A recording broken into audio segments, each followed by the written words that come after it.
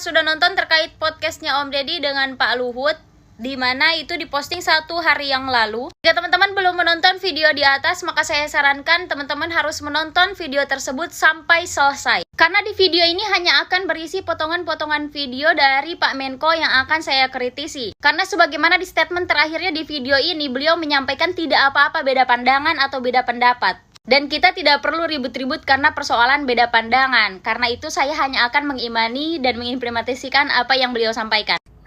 Itu kan bagian daripada demokrasi. Bagian daripada demokrasi. Iya dong.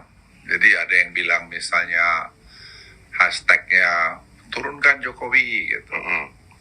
Ya udah. Ya, so what? Ya udah.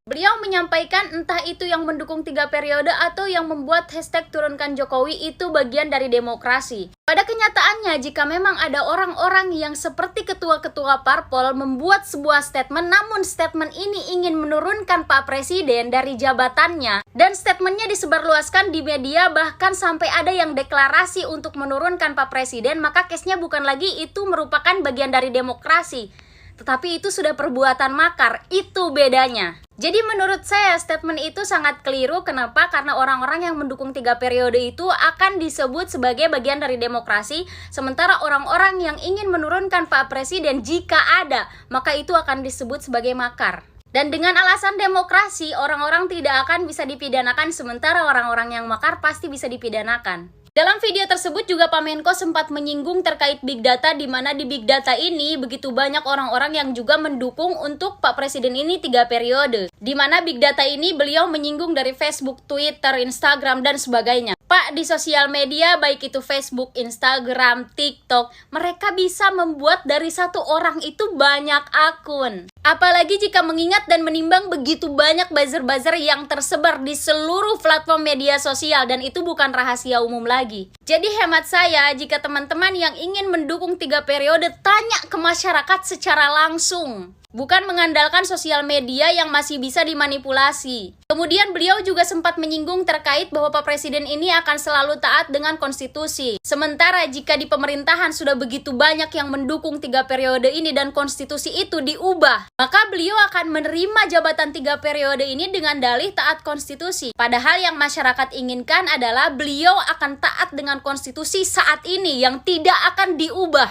Dan yang terakhir, saya hanya ingin memberikan sedikit saran kepada Om Deddy. Cobalah undang dari sisi di luar pemerintah. Dengarkan apa yang ingin mereka sampaikan untuk